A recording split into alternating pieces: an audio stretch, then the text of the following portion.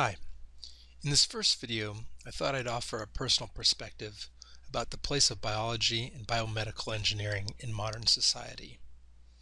I'll start by giving a historical perspective. There have been certain times and places when human history reaches a turning point and the trajectory of civilizations are altered. I believe we live in such a time right now with respect to the biomedical sciences. With the deciphering of the human genome, the emergence of stem cell technologies, and the tools of genetic and genomic engineering, we have the potential to significantly increase health, longevity, and human capabilities while decreasing disease, and indeed will even have the ability to transform what it means to be human. Will these developments turn out to be a good thing for humanity? History will be the judge of that. Speaking of history, and since we're at a liberal arts university, do you know what the revolutions or epochal events that the dates and places here refer to? Spend a few minutes looking those up, and we'll spend a few minutes in class checking your knowledge. Now, in contrast to these previous events, which did have a fair degree of geographic localization, Athens, Rome, Florence, the current movement transforming biology is truly international. And I only put Boston there because of the concentration of universities, research headquarters of big pharma, and all the biotechnology firms in this area.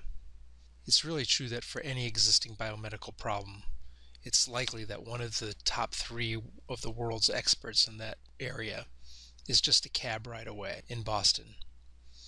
No other areas have that kind of concentration of skill and expertise, and that's another thing you should be taking advantage of while you're here. Many advances in human society, or great leaps forward for civilizations, are the result of technological advances. I've drawn up my highly unofficial list of seminal inventions and discoveries that I thought were the most important for shaping society as it is today. I invite you to look at a recent compilation of the top 50 inventions compiled by Atlantic Magazine. We might discuss a few of these briefly in class. Spend a few minutes thinking about 2 of the biggies, fire and the printing press.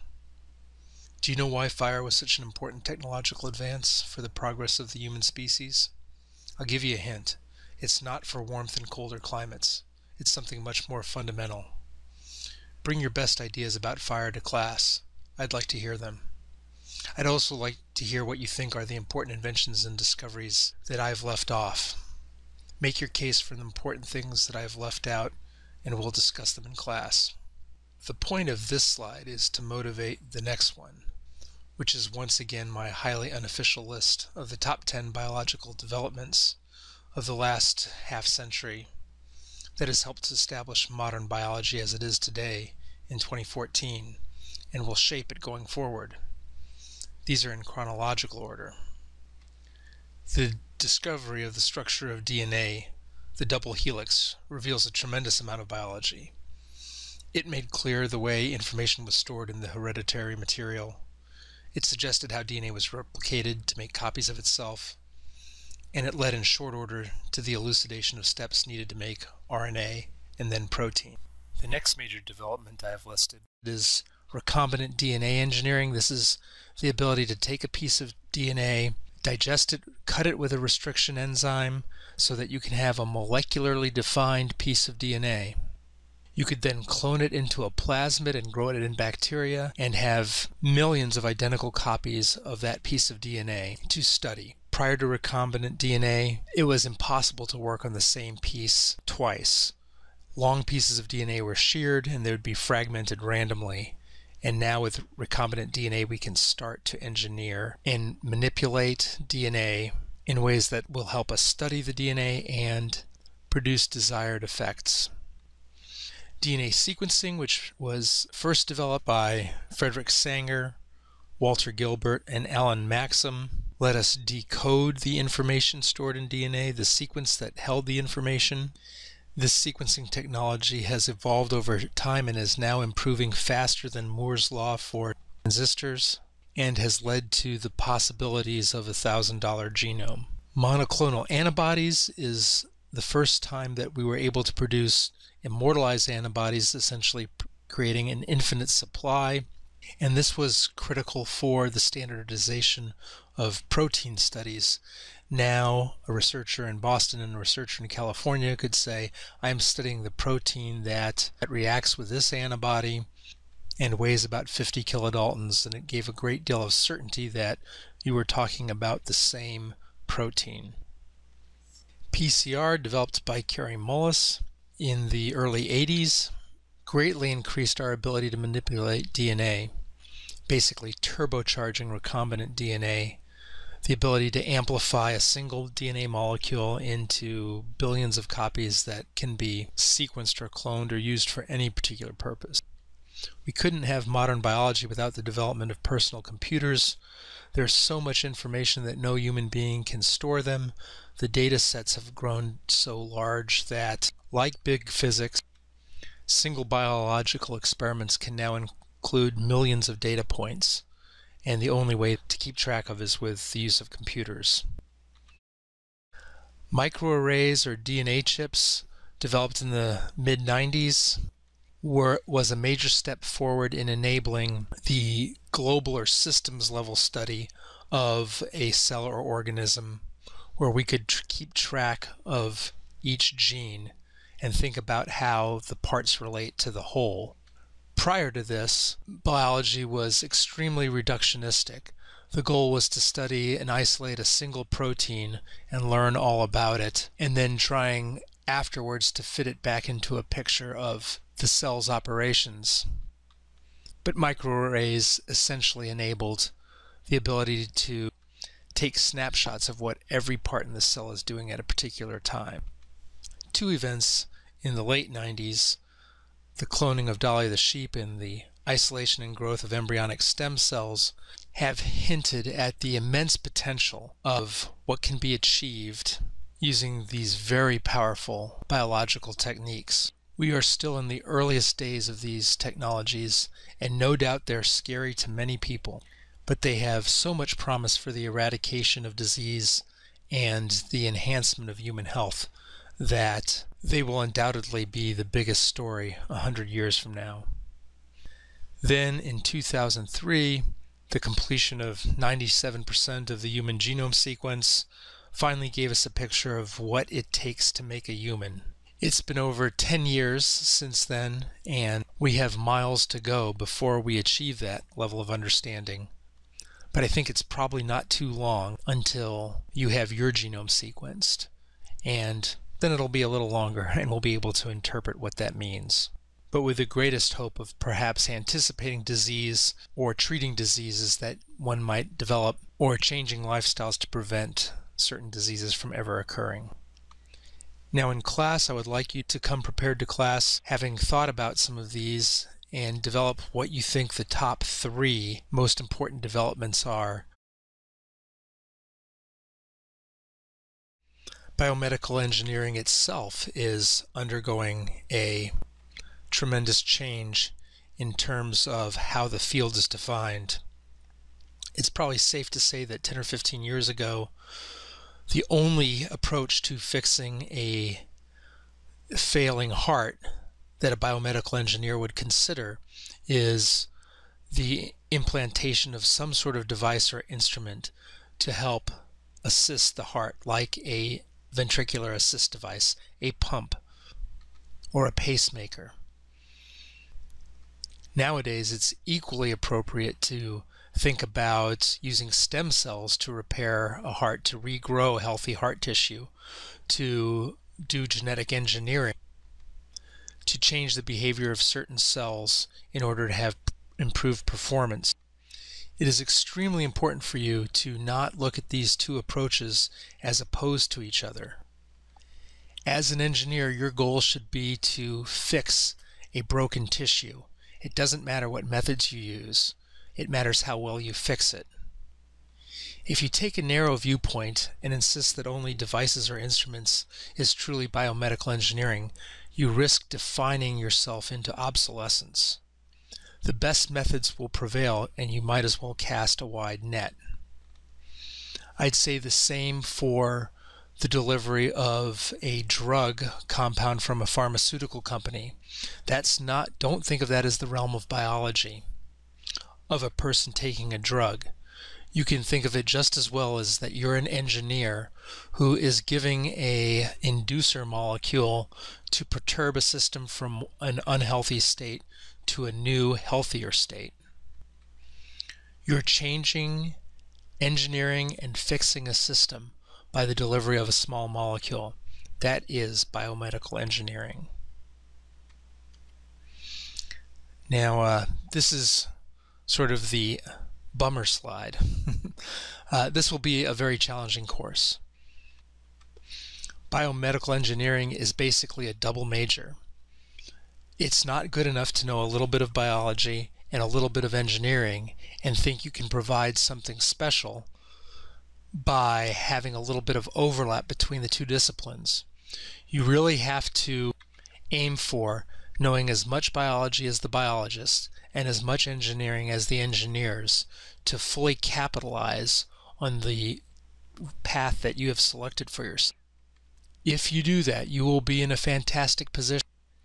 You will have biological and quantitative skills that neither the engineer by themselves or the biologist by themselves will have, and you will have a unique viewpoint on biological problems and a unique skill set to attempt to fix those. Now, my goal is to make this course as simple as possible for you to learn a great deal of material. The lectures are organized with the book, and the tests are developed straight from the lectures so that there will be no surprises. Important things will be emphasized over and over again and will be the bulk of what you're tested upon. If during the course of this class you can think of ways that we can make things easier for you, please let me know. I am eager to do it. I can guarantee you with even a medium amount of effort you will learn a lot of biology this semester.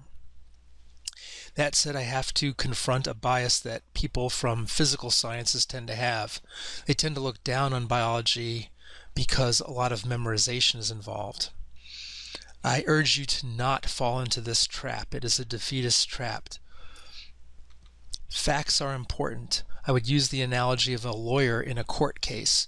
You might be the most brilliant lawyer and most persuasive speaker, but if the other side has a fact that disagrees with your arguments, you're going to lose the case. In biology, you don't derive a lot of phenomena based on fundamental principles. It's more the collection of thousands of facts and the development of concepts that help explain those thousands of facts. With regard to memorization, in second or third grade you memorize the multiplication table, and that has been tremendously useful for you over the course of your career so far. So too will it be if you memorize a number of the basic facts that we'll discuss that are contained on the concept list, which I'll make available, that will serve you well as in your future careers as you pursue biomedical research. On the next couple of slides, I have a few articles from the popular press that talk about different disciplines of study.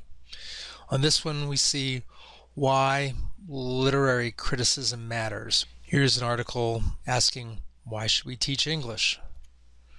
And then here is a debate on the fate of the humanities. The reason I bring that up is because no one ever asks these questions about science or engineering. Can you even imagine an article in the newspaper that would say why it is important to study science? It's so fundamental that it's not even questioned anymore. Now, that's not a reason to gloat. Just like biology and engineering are not in competition, the sciences are not in competition with the humanities. The reason I mention it is because it attests to the fact that modern society knows that science and engineering matters. It is a given. That has certain consequences. Because it so matters so much, no matter who you are, if you have insights, if you have abilities, you will be valued.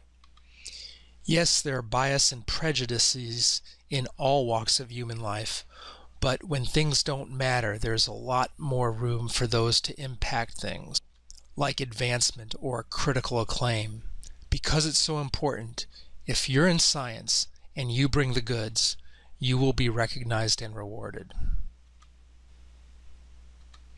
Because you're going to learn so much this semester, because it's going to require a lot of work, I like to end this lecture with 3 slides showing you the payoff. I've picked 3 slides that we will encounter later in the course.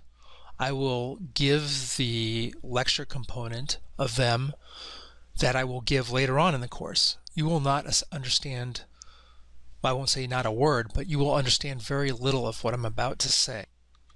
But at the end of the semester, you'll understand every word.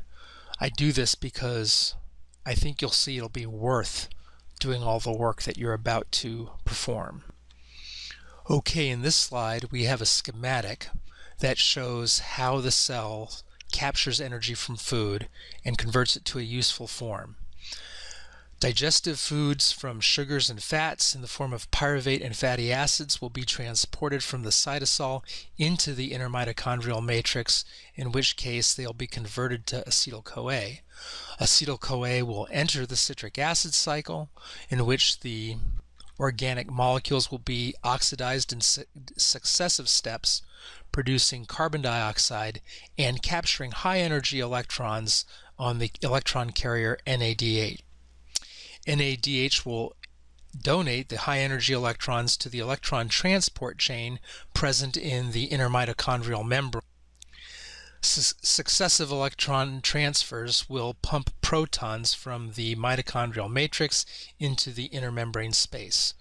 This proton gradient will then be used to generate ATP from ADP using the inherent energy contained in the electrochemical gradient. These coupled vectorial processes of electron transport, proton pumping, and ATP synthesis constitute oxidative phosphorylation, an oxygen-requiring process where oxygen is the terminal electron acceptor producing water. This is the way cells are powered. Stem cells offer the hope of greatly improving gene therapy. One of the difficulties that has occurred with current approaches for gene therapy is in order to repair a faulty gene, a therapeutic gene is incorporated into a plasmid, placed inside a virus, and then the virus is introduced into the target organism in an attempt to infect a large proportion of cells to replace the faulty gene with the repaired gene. Now, in addition to immune responses from the virus, it's hard to infect enough of a tissue to get a widespread and sustained response. With stem cells, we are able to isolate them from an individual, place the therapeutic gene back into the virus, infect the stem cells, introducing the genetic material, grow the stem cells up, and then introducing the stem cells into the tissue, and they can then naturally repopulate the organ, including the corrected copy of the gene throughout the tissue. In this slide, we talk about 6 hallmarks of cancer cells that are different compared to normal cells as defined by Hanahan and Weinberg. These 6 capabilities that cancer cells acquire lead to devastating diseases affecting anywhere between 1/3 and 1/2 of the population. First and foremost, cancer is inappropriate growth, and normal cells are given growth signals in order to divide. Cancer cells have learned to become self-sufficient, growing when they're not supposed to, growing in the absence of growth signals. There are many brakes on the growth of normal cells, including crowding. Cancer cells have become insensitive to anti-growth signals, and they can grow uncontrollably, displacing healthy tissue. When normal cells are damaged to the extent that cancer cells are, they will commit a form of cellular suicide called apoptosis. Cancer cells have learned to evade the apoptotic signals and continue to grow even though they are too damaged to grow healthily. Normal cells only divide a certain number of times, as defined by the Hayflick limit. Cancer cells have learned to become immortal, grow, and divide an essentially infinite number of times, primarily by developing mechanisms for telomere elongation that enable it to grow long after normal cells would have stopped. Cancer cells have learned to invade normal tissue, to break through extracellular matrix, to metastasize in the bloodstream to other locations. Normal tissues do not invade other tissues and are anchorage dependent, meaning they do not survive when detached from the extracellular matrix or stroma and do not survive in the bloodstream.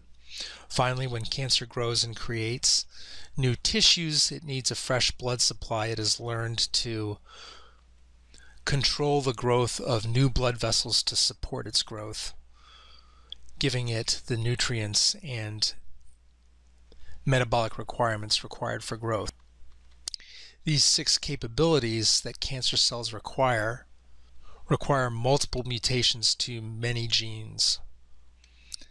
And perhaps cancer has been so hard to treat because quite often therapies are only directed towards one of these capabilities.